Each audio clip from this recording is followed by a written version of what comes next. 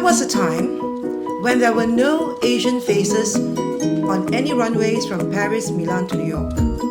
In 2012, 26 Asian faces were featured in Paris alone, and this year it went up to 30 over faces. Why 30 over Asian models? Very simple. The future is in Asia. The buying power is in Asia. Simple as that. Every single one is looking to Asia. Well, we are here not to talk about Asia, but to talk about Asia and the gateway to Asia, and that's Malaysia. A long time ago, I used to go to Hawaii, and I used to go to a place called Maui. You would walk in and you would see every single sign in English and in Japanese. Now you go to Maui, you go and see English, Japanese, and Chinese. This is where the world is heading. And the fact that I started life as a publicist, I was a publicist for all the top luxury brands in the world, from fashion to Boeings to cars to watches and jewelry. And there was a time, 20 years ago when I did it, there were no Asian buyers. All the front rows were given to people from Neiman Marcus to Barney's to everyone you can imagine, mostly from America, a lot from Europe. But these days, there are not many of them. You see the Asian faces, simply because the buyers have no more budget. No budget, it's all drained. Where's the money? Brazil, Russia, India, China, and Asia. So when we go and talk to people, that's why when we started this whole thing, I ran the Malaysia Fashion Week, so to speak, on a B2C basis with the Formula One. This was started with Jimmy Choo. As you know, we are advocating fashion in a big way because Jimmy is one of the greatest legends in fashion, the only Asian legend, a Malaysian, and therefore we knew that we could use him to sell our country, just as you could use a top sportsman to sell your country. The fact that Jimmy was given an award, the Prime Minister's office picked it up and sent it to the world. That news that night reached 300 countries. It was featured. $73 million worth of publicity was generated that night with him just holding the award. This is what I'm trying to say. But I think you all know about the IPO that just happened. How much did Jimmy walk away from the recent IPO of Jimmy Choo? Not even 5%? This is the future of fashion. It's not about you, the average Asian designer. It's about how many times they're going to flip it, who is going to come in and take over. In his case, it was Tamara Mellon's father. We know the story of her cheating him, or she said he cheated her. But we knew that the legend of Jimmy Choo was created through only one person, and that person is none other than Princess of Wales. She was the woman who marketed him. She was the last person to do the shoe. He was the last designer to see Princess Diana alive before she got into the car down that little way to Ritz-Carlton with Dodi Al-Fayed. So we are talking about fashion, which is really, really about dreams. You know, every single one of us come out here and say we want to be a fashion designer, and then we hope that things happen to us this way, but it doesn't ever. If you have the opportunity to live in Paris, Milan, New York, and someone discovered you, you might make it. But if you were a son of a cobbler like Jimmy Choo, whose father was a cobbler, not a shoemaker, what his parents did was they emptied out every single cent in the till, put that money in the ticket, and sent him off to London. When his father died, he didn't have money to bury his father. But opportunity came a-knocking. Small Paul Smith said, I need to find shoes to match my clothes.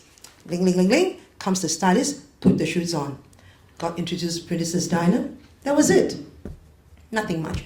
One day she walked down East End, God knows why, and she saw these wonderful shoes with the Rose collection.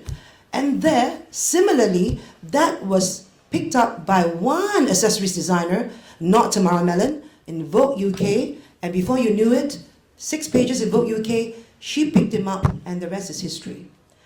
But then, as you know, the ability to turn your business is the only way that can secure your success. It got onto Sex and the City, it got onto a million other things. But is it really your talent alone, or is it the mechanism of marketing? If you had hundreds of millions to market you, anyone can be a star. I can be a designer. I met Marc Jacobs with his very first collection in Hong Kong. At that time, I was representing Louis Vuitton. And at that time, everyone was saying, how can Marc Jacobs, an American, design for Louis Vuitton, their first foray into fashion? But, everyone said, and everyone was sitting around. I remember the Peninsula, there were like hundreds of people, and they were saying, this is not going to work. But Yves Castell, who just died, president of Louis Vuitton, turned to me and said, he's my party friend, he said, doesn't matter, we are Louis Vuitton, we have money. He will be a star before we're over. And true enough, Louis Vuitton made a star of Marc Jacobs. It wasn't the other way around. The ready-to-wear, the first collection, wasn't even good. But when you have got the money to push, you have a way to reach the buyers, you will be a big brand. Now, the question is, now you've got all kinds of brands. Who are people buying? People want brands. How do you become a brand if you're a small timer? Right? In the old days, you go and get recognized. But today, we have what we call the power of the internet. If you know how to use it, you can be a star. Two main things for my topic today. Number one, why come to Asia? Economic opportunities. Two, cultural diversity and religious diversity. These are the two things we have in Asia. People buy brands, but as you know, no one's going for the logos anymore. LVMH has banged so much on logos, opening big shops in China. They are suffering. Because now the PM says, no more logos showing. They have to close shop. There was a shop in China that was selling Hermes Birkins at a discount. I know because my friends were invited to buy at 50%. But can you imagine? Could it happen here in Paris? People are still queuing up. But in China, they're selling at 50% because they bought so much. Overstock. When the World Fashion Week was created, it was on a fantastic platform. It was about the big countries helping the small ones because there's only 3, Paris, Milan, New York, maybe London. But it's over, 100 over fashion weeks. There are more of us who are not famous than those of us who are famous. But today, it's really not about those big brands anymore. If you look at soccer clubs, they are no more owned by England. It's the Russians, it's the Chinese, it's the Malaysians who own it. But when Lanvin was first up for sale, they were resisting it because no Taiwanese is going to take over Lanvin because it's about the French. But look, at the end of the day, it's about money. Whether you're French or you're Italian, you're whatever, if you can't keep it going, you have to absorb the money of the Russians and the Chinese and the Indians, even if you didn't like it. So we don't count. We like to choose our parents. I would like my parent to be blonde too, with blue eyes. But when it comes down to it, at the end of the day, the godfather is the guy that gives you money. So the godfather is sitting in Asia. That's what I'm saying. That's where they are. Okay? He doesn't have blonde hair and blue eyes. He looks more like me. So, what can you sell in Asia? Number one, understand cultural diversity. Why is cultural diversity very important? Language, culture is different. Even in America, people in Miami, how different are they from people in New York? People in California. It's like one big country with 500 different cultures, 500 languages. You can't speak Spanish. You can only speak Spanish. You can go to Miami and survive. But you can't do that in New York. No way. So cultural diversity is very important. Religious diversity. We tell this to everyone. If you want to come to Asia, do what the Asians need. Whether it's streetwear or couture, it doesn't matter. Forget about couture. You need to sell by the numbers. You can't be an artisan and make one. Gone are the days. Maybe in Paris you can do it. You can't come to other parts of the world and do couture. You can't. People can't pay $50,000. And you can't just make one dress. You need to make that one dress, put it on the show so that people watch it and clap, and produce it by 5,000 pieces. And distribute it with your channel all over the world through Malaysia for Asia.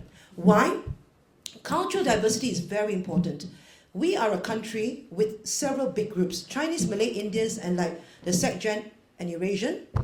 We have diaspora. That's very important. Why is diaspora important? Because we have Chinese. If you want to trade with China, you can't just walk into China. They don't speak English. Malaysia speaks English, so come to us. You want to deal with India. They don't really properly speak English. Large Indian groups in Malaysia, come to us. We will send our Indians to speak to the Indians in India. And then we are a moderate Muslim country.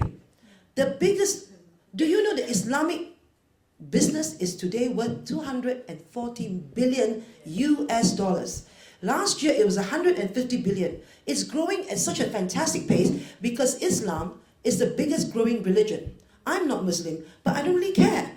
If the money is in there, why is Ali Saab going in? Why is Michael Kors? Why is Valentino? Why is everybody going there? Because if I can't sell my clothes in Europe, I better go and sell in Saudi Arabia, UAE, blah, blah, blah. It doesn't matter what you're producing. As long as you produce long sleeve ones, nice scarves, this and that, and if you know how to cover it up, you can sell to Saudi Arabia. Forget about selling in Europe, 5 buyers. There was a buyer, where's the thing? From Malaysia. She had one young designer, 6 months old. She found a Saudi Arabia buyer through the help of Martrade. One buyer, 65 doors. Wow. Fairuz Ramdan, of course, he did a show for us.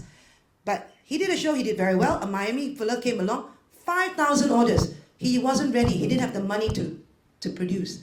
What I'm trying to say is, there is a lot of business out in Asia.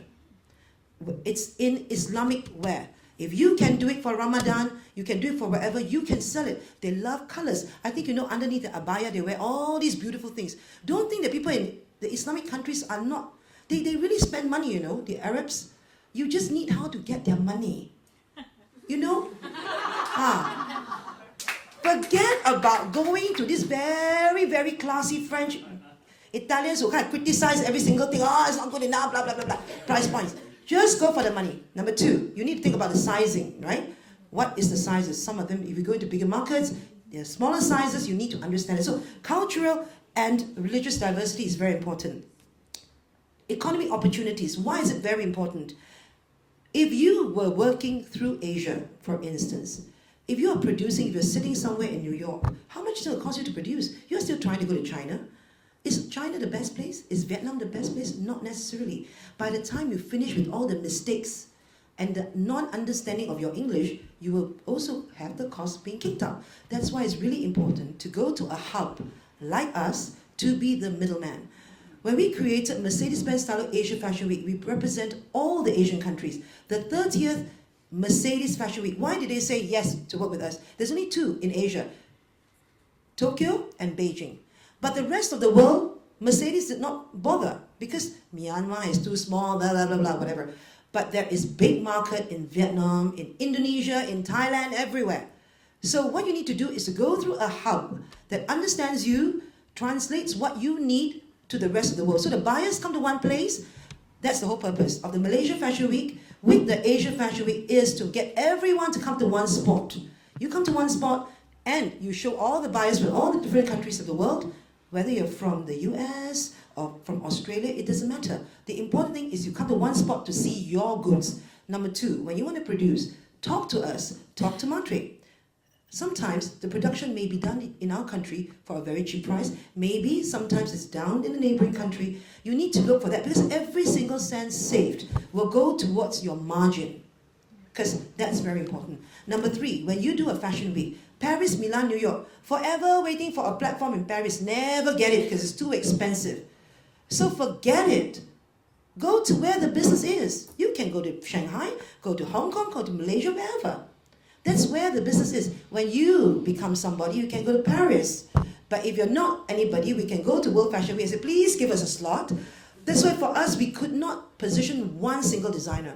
It was a whole country. And that's why when I said to Paco, the vision of World Fashion Week is a very, very good one because it's fantastic. It allows the average person like you and me to be able to show our wares to the world. Of course, you can see from the last few shows, we don't have the clout and the might to pull the kind of buyers and media that McQueen has, that Valentino has, that Chanel has. But the time will come. It will come. It started today, a few days ago. As the years go on, as a group of 100 countries pushing fashion together, led by people like Africa, you know, wonderful first world countries like Australia, you know, we can really do a fantastic job. So this is where we believe that the cultural diversity and the economical differences is going to be one that's going to really, really make a difference for that. And so with that, I'm just going to end my presentation today. Very quickly to say that the thing is from the 17th to the 22nd. If you are interested to find out more about working through us for the Asian market, we're more than happy to take your questions through Irene, who is the body's been set up for that. Thank you, and once again, we do thank Paco and the World Fashion Week for having us.